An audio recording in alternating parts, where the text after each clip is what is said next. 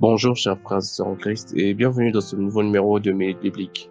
En ce lundi 3 avril 2023, le cantique de la semaine est Seigneur du sein de la poussière, gloire à Dieu 218, et les textes du jour sont Matthieu 26, versets 69 à 75 et Psaume 42.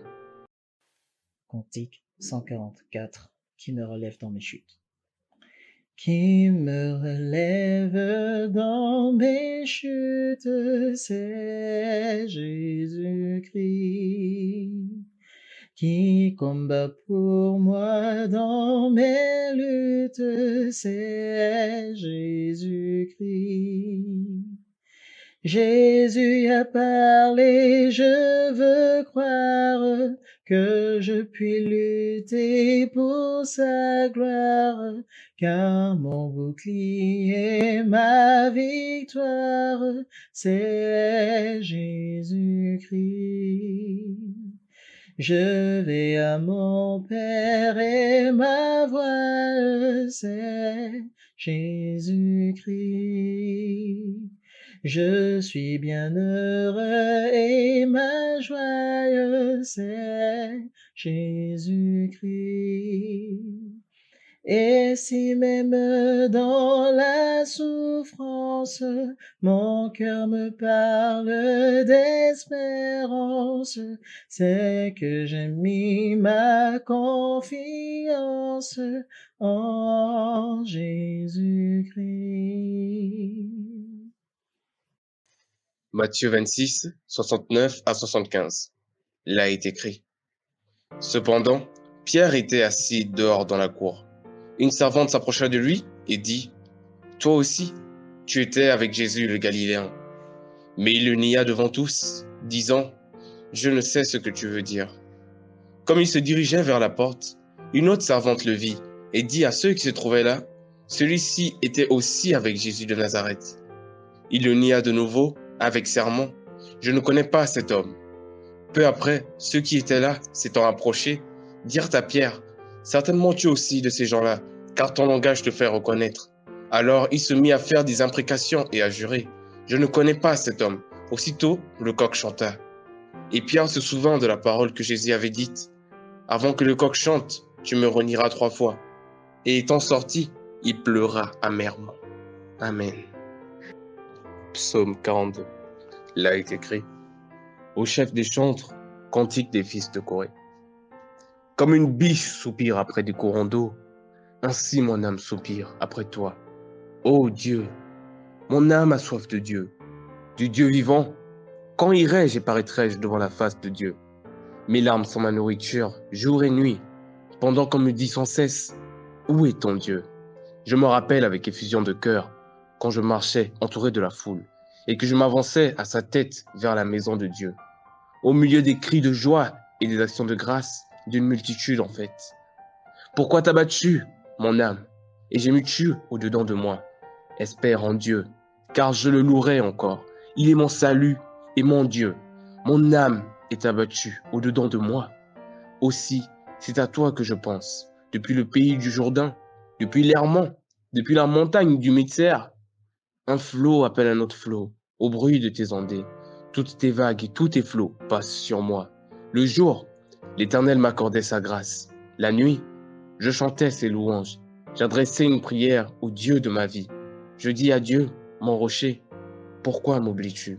Pourquoi dois-je marcher dans la tristesse, sous l'oppression de l'ennemi? Mes os se brisent quand un persécuteur m'outrage, en me disant sans cesse, où est ton Dieu? Pourquoi t'as battu mon âme, et gémis-tu au-dedans de moi? Espère en Dieu, car je le louerai encore. Il est mon salut et mon Dieu. Amen.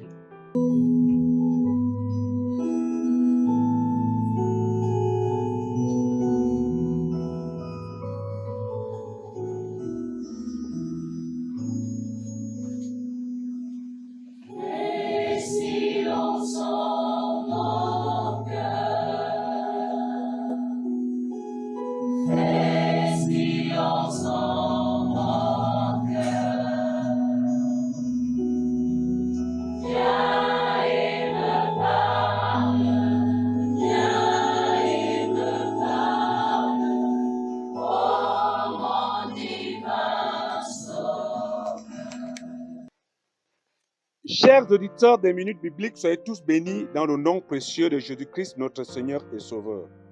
Comme tous les lundis, je suis le révérend pasteur Jean-Pierre Tchakounté de l'Église missionnaire de la foi de Bertois-Est Cameroun. Notre exhortation de ce jour est tirée du livre de Matthieu, chapitre 26, du verset 69 à 75. Après avoir parcouru ce texte bien-aimé, nous prenons pour thème principal le reniement. Ce que nous devons savoir est que renier n'est pas différent de trahir. Et cette trahison de Pierre semblerait trop absurde pour un commun de mortels parce que venant d'un éminent homme de Dieu appelé Pierre, qui a passé du temps à côté de Jésus-Christ, voyant tous les miracles et les prodiges qu'il faisait. Dieu ne s'était-il pas plaint à travers Ésaïe en disant que ce peuple m'honore des lèvres? Il est écrit, Jésus-Christ leur répondit, hypocrite, Ésaïe a bien prophétisé sur vous, ainsi qu'il est écrit, ce peuple m'honore des lèvres, mais son cœur est éloigné de moi. Marc chapitre 7, verset 6. Et c'est cet esprit, bien-aimé, qui a animé Pierre, présent de corps, mais l'esprit était loin de l'amour de Christ. Ce texte voudrait simplement également nous faire comprendre que nous ne devons pas mettre trop notre confiance sur ceux-là qui sont autour de nous ou dans nos ministères. Parfois, c'est pour besoin d'intérêt que beaucoup y sont. L'exemple même est de Judas Iscariote qui vendit Jésus-Christ à 30 pièces d'argent.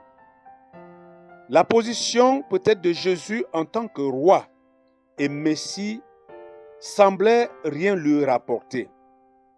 Bien-aimés, parfois dans nos assemblées ou dans nos églises, les pasteurs leaders ont toujours commis l'erreur en abandonnant certains fidèles, parfois à cause de leur rang social, sans leur accorder la moindre tâche dans l'église pour voir même la disposition de leur cœur, pour s'entourer des intellectuels, des riches, bref, des personnes considérées. Et lorsque surgit une petite épreuve dans l'église, tous l'abandonnent. Dans la logique, il est inacceptable qu'un apôtre de la trempe de Pierre trahisse son maître à la dernière minute. Nous lisons dans Matthieu 26, verset 72, « Il n'y a de nouveau avec serment.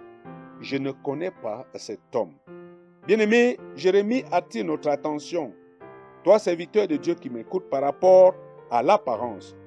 Il est écrit dans 1 Samuel 16, verset 7, « Et l'Éternel dit à Samuel, ne prends point à l'apparence. Ne prends point garde à son apparence et à la hauteur de sa taille, car je l'ai rejeté. L'Éternel ne considère pas ce que l'homme considère.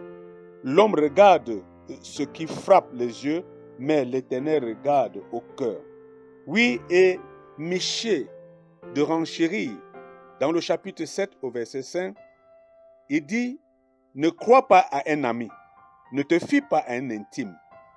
Devant celle qui repose sur ton sein, garde les portes de ta bouche, car le fils outrage le père, la fille se soulève contre sa mère, la belle-fille contre sa belle-mère. Chacun a pour ennemi les gens de sa maison. » Oui, bien-aimé, suivre Jésus-Christ n'est pas chose facile. Jésus-Christ dit, si quelqu'un ne renonce pas à lui-même, il ne peut être son disciple. Marcher avec Jésus-Christ, bien-aimé, c'est accepter perdre sa vie. Il est écrit, ainsi donc, quiconque d'entre vous renonce ou ne renonce pas à tout ce qu'il possède ne peut être mon disciple. Vous lirez dans Luc 14, verset 33.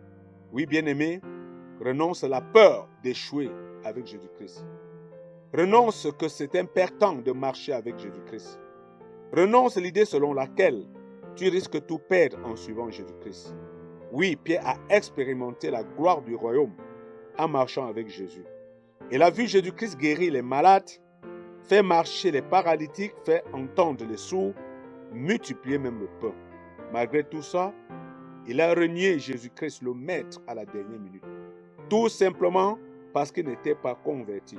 Oui, Pierre n'était pas encore converti, malgré sa présence auprès de Jésus-Christ. Il est écrit dans Luc 22, verset 32,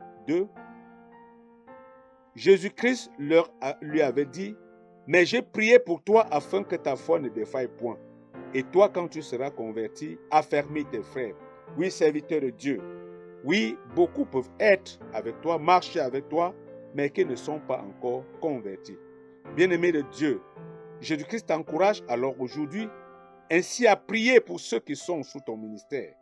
Parfois, la rébellion ne provient pas d'eux, mais de l'ennemi qui cherche à vous déstabiliser.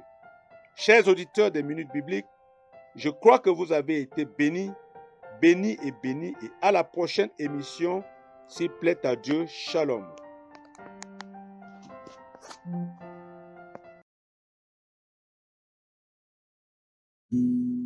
Ô Seigneur, bénis ta parole, que nous venons d'ouvrir. Le Père Emmanuel s'envole de notre souvenir.